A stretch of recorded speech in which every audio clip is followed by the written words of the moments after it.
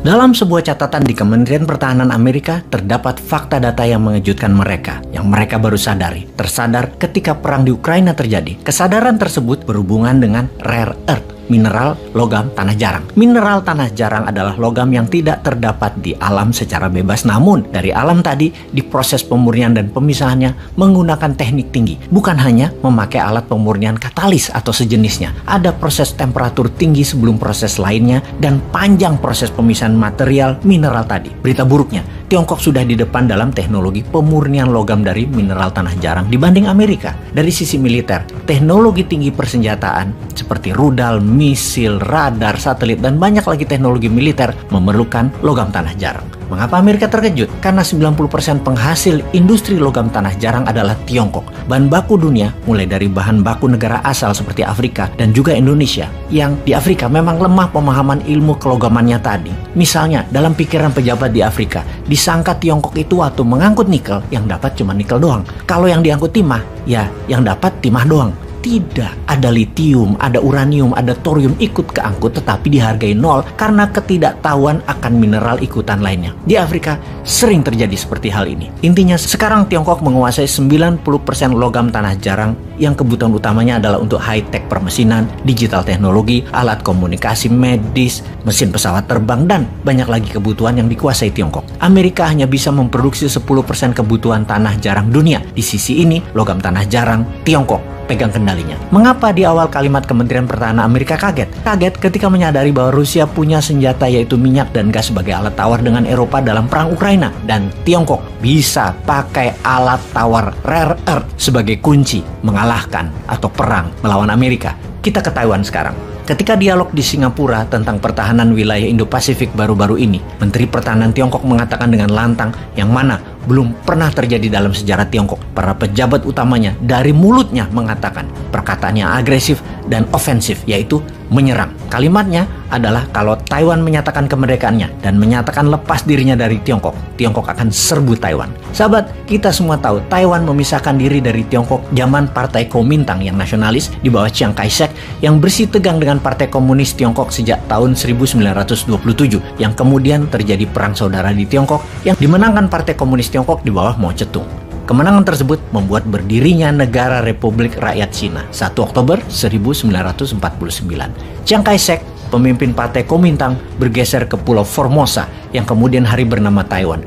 Karena itu sesungguhnya hingga saat ini Taiwan itu belum negara. Taiwan secara niat sejak 1949 mereka berpisah, memang berniat menyatukan kembali Tiongkok daratan di bawah Partai Nasionalis dan akan menumbangkan komunis Tiongkok. Itu cita-cita sampai saat ini. Di sisi Partai Komunis Tiongkok, Taiwan adalah Tiongkok yang harus diambil dan masuk ke Tiongkok komunis. Xi Jinping, pemimpin Tiongkok saat ini, sangat berambisi mengambil balik Taiwan. Karena itu, Taiwan kalau ingin merdeka, menjadi negara bebas, menjadi negara yang independen, Tiongkok pasti serbu. Inilah mengapa Amerika mendukung Taiwan dan bermain api dengan Xi Jinping dengan kehadiran Pelosi. Menantang apakah Tiongkok serius akan mengambil Taiwan sebagai one country kembali, atau kita tanya, mana nyali Xi Jinping? Kata-kata akan menyerbu Taiwan, apakah terbukti atau hanya kata-kata ancaman saja? Karena sejak saat pertemuan dialog di Singapura, Tiongkok gelar latihan di Selat Taiwan sudah 3 kali dalam 12 bulan ini. Bahkan 1 bulan yang lalu sampai kelilingi Taiwan. Amerika pun di sisi lain mendekatkan armadanya ke Taiwan dan kapal induk Amerika 2 kali melewati Selat Taiwan yang memisahkan daratan Tiongkok dengan Taiwan. Lalu minggu lalu, Nancy Pelosi, ketua DPR-nya Amerika, salah satu agenda perjalanannya akan mendaratkan dirinya di Taiwan. Tiongkok ngamuk dan mengancam menembak jatuh pesawat Pelosi yang puncaknya Biden bicara dengan Xi Jinping 2 jam 7 menit yang hasil pembicaraannya cukup mengejutkan dunia dan membuat senang New Mind dengan mengatakan Pelosi tidak jadi berangkat ke Taiwan. Ternyata tetap mendarat di Taiwan lewat jalur Filipina. Agaknya Amerika akan membuat Taiwan menjadi Ukraina kedua. Zelensky jadi boneka NATO dan Amerika memprovok Rusia yang pada akhirnya dilayani oleh Rusia beneran. Memang Amerika yang punya mau dan didukung penuh senjatanya ke Ukraina. Buktinya, dana Amerika didukung penuh dan dukungan politik dunia sampai tekanan embargo dan sanksi ke Rusia diberikan. Memang semua itu Amerika punya mau, yaitu Amerika maunya perang. Sekarang di front line, di muka Amerika. Pelosi mendarat adalah wujud Amerika membohongi Tiongkok setelah Biden dan Xi Jinping bicara panjang dan membuat Tiongkok percaya Pelosi tidak kesana sebagai bentuk dukungan politik Amerika ke Taiwan. Kata-kata itu ternyata hanya tipuan belaka oleh Amerika. Pelosi tetap mendarat dan ini tamparan di muka oleh Amerika kepada Tiongkok. Entah apa yang dibicarakan oleh para penasihat Biden, yang pasti Tiongkok marah sekali pada Amerika, ditipu dan ditantang. Beranikah Tiongkok action? Ini yang dikatakan New main senang karena Amerika berani terbuka menantang Tiongkok. Hal yang sejak tahun 2019 Bosman katakan, awalnya perang dagang, akhirnya perang militer. Akankah terjadi? Apakah Tiongkok akan membuktikan Amerika bukan negara hebat lagi? Apakah Amerika takut dengan rare earth Tiongkok yang akan digunakan Tiongkok sebagai senjata seperti gas dan minyak Rusia terhadap Eropa? Melihat hal itu semua, inilah peluang buat Indonesia. Inilah masa Indonesia menyalip di tikungan untuk bisa sejajar atau melebihi Amerika dan Tiongkok. Strategi bernegara dan strategi luar negeri kita sebaiknya diubah. Ini peluang untuk Indonesia menjadi berdaulat. Ayo lakukan segera, Pak. Gua ngomong sampai kenceng ngotot gitu. Lupa pasti pada nggak denger orang-orang di atas karena maunya 3 kali jabatnya. Nggak penting luar negeri itu. Yang penting nambah 3 tahun atau 3 periode.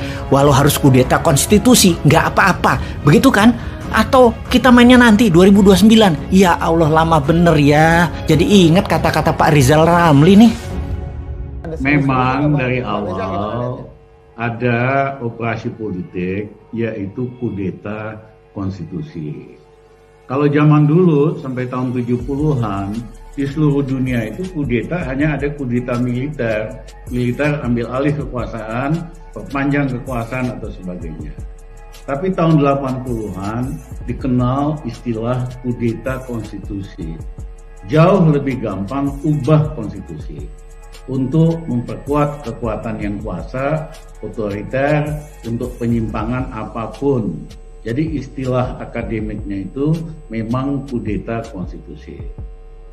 Nah ternyata biangnya kudeta konstitusi ini temannya Panda sama teman saya, ya Bang Luhut Panjaitan.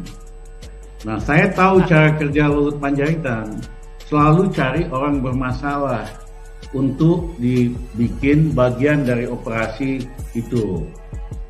Istilah dia sama saya, ini dia pernah ngomong sama saya, jauh politiknya tuh hitam putih.